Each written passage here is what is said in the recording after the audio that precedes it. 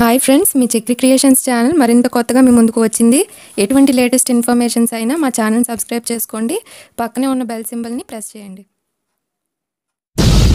అందరికీ నమస్కారం. వైఎస్ఆర్ పెన్షన్ కానుక దగ్గర నుంచి ఒక ముఖ్యమైన అప్డేట్ అనేది మీకు ఈ వీడియోలో వివరిస్తాను.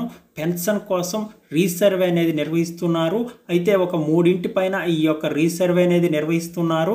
అయితే ఈ మూడింటిలో ఏదైనా మీరు తప్పు చేసి ఉంటే మీ యొక్క పెన్షన్ అనేది కట్ అయ్యే అవకాశం ఉంది. అదేంటనేది పూర్తిగా వివరిస్తాను. ఎవరైనా కొత్తగా పెన్షన్ అనేది అప్లై చేయడానికి కూడా ఈ యొక్క ఆన్లైన్ అప్లికేషన్ ఏంటనేది మీకు వివరించడం జరుగుతుంది. అయితే ఈ యొక్క వైఎస్ఆర్ పెన్షన్ కానుకకు సంబంధించిన రీవెరిఫికేషన్కి సంబంధించి పెన్షనర్కి సంబంధించి చూసుకున్నట్లయితే ఒక సర్క్యులర్ అనేది విడుదల చేశారు. ఈ సర్క్యులర్లో మనకి ముఖ్యంగా మూడు అనేది ఇచ్చారు. ఆ మూడు అంశాలు ఏంటనేది ఇప్పుడు మనం చూసుకున్నట్లయితే రీవెరిఫై అనేది చేస్తారు. పెన్షనర్కి సంబంధించి చూసినట్లయితే మొదటిగా మీరు ఆధార్ కార్డులో ఏజ్ అనేది మార్చినట్లయితే మీకు మీ యొక్క ఏజ్ బట్టి ఈ యొక్క పెన్షన్ అనేది ఇస్తారు.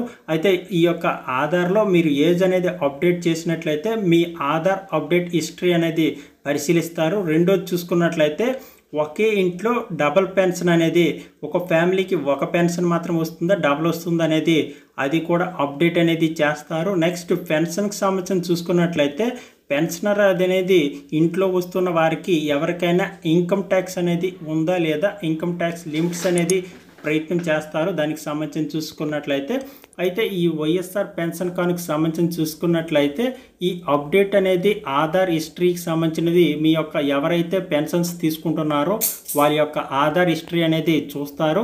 ఈ ఆధార్ హిస్టరీలో మీరు డేట్ ఆఫ్ బర్త్ మార్చారా, ఇయర్ మార్చారా ఏంటనేది మొత్తం కూడా మీకు ఆ హిస్టరీ అనేది మళ్ళీ అప్లోడింగ్ అనేది చేస్తారు. మీరు ఈ యొక్క ఆధార్లో మనకు చూసుకున్నట్లయితే మీరు ఆధార్ అప్డేట్ చేసినట్లయితే పెన్షన్ అనేది మీకు పడదు. ఎందుకంటే ఆధార్ అప్డేట్లో ఏజ్ అనేది ఎక్కువగా మీరు చేంజ్ చేసుకున్న అభ్యర్థులు చాలామంది ఉన్నట్లు గమనించారు. కాబట్టి ఈ ఆధార్ అప్డేట్ అనేది హిస్టరీ అనేది ప్రకటిస్తారు. అది అప్లోడ్ కొట్టిన తర్వాత ఈ యొక్క ఏజ్ అనేది సరిపోతే పెన్షన్స్కి మీ యొక్క పెన్షన్ అనేది పోదు, రెగ్యులర్గా మీకు పెన్షన్ అనేది వస్తుంది. ఒకవేళ ఆధార్లో ఏజ్ అనేది మీరు చేంజ్ చేసినట్లయితే దానికి సంబంధించిన కరెక్ట్ అయిన ప్రూఫ్ అనేది మీరు ఎందుకు చేంజ్ చేశారనేది మీరు ఇవ్వాల్సి ఉంటుంది. నెక్స్ట్ ఈ యొక్క ఆధార్కి సంబంధించిన అప్డేట్ హిస్టరీ అనేది ఇలాగ అప్లోడ్ కొడతారు. నెక్స్ట్ ఎవరైనా కొత్తగా పెన్షన్కి సంబంధించిన అప్లికేషన్ అనేది ఇలా ఉంటుంది. వైఎస్ఆర్ పెన్షన్ కానుక దరఖాస్తు ఫామ్ అనేది ఉంటుంది.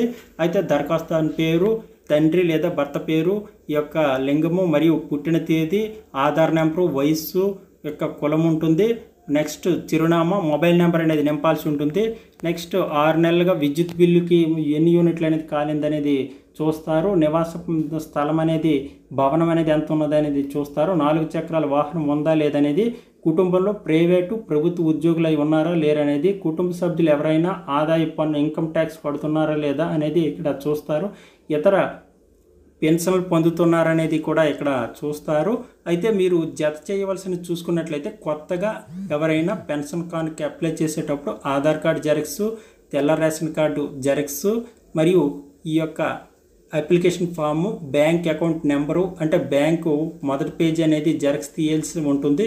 ఈ మొత్తాన్ని కూడా మీ యొక్క వాలంటీర్కి ఇచ్చినట్లయితే వాలంటీర్ అనేది ఈ ఆన్లైన్ ప్రాసెస్లో మీ గ్రామ వార్డు సచివాలయాల్లో ఆన్లైన్ ప్రాసెస్ చేసి మీకు ఈ యొక్క పెన్షన్ అనేది శాంక్షన్ చేస్తారు. ఈ పెన్షన్కి సంబంధించిన దీనిలో వెరిఫికేషన్ ప్రాసెస్ అనేది నెక్స్ట్ మీకు చూస్తారు. చూసిన తర్వాత కొత్త పెన్షన్ అనేది ఇస్తారు.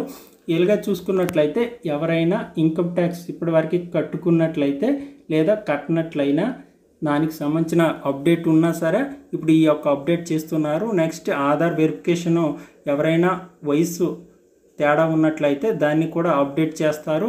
నెక్స్ట్ ఇప్పటికి చూసుకున్నట్లయితే ఇలా మనకి 3 దశలుగా ఈ యొక్క పెన్షన్కి సంబంధించిన దీన్ని వెరిఫికేషన్ చేస్తున్నారు. ఒకే ఇంట్లో ఒకే కార్డుతో 2 పెన్షన్స్ ఉన్నాయా లేదనేది కూడా అప్డేట్ చేసిన తర్వాత తుది నివేదిక అనేది వస్తున్న తర్వాత మీకు పెన్షన్ అనేది ఇదవుతుంది. అయితే ఎలిజిబుల్ అయి ఉన్న అందరికీ కూడా పెన్షన్ అనేది ఇస్తారు. ఎవరైతే ఆధార్ చేంజ్ చేసిన వాళ్ళు, ఒకే ఫ్యామిలీలో 2 పెన్షన్స్ వచ్చిన వాళ్ళు కొంచెం చూసుకోవాల్సి ఉంటుంది. నెక్స్ట్ మంత్ ఈ యొక్క పెన్షన్స్ అనేవి వచ్చే సమయంలో మీరు ఒకసారి ఈ యొక్క వెరిఫికేషన్ అనేది చూసుకోండి. Thank you.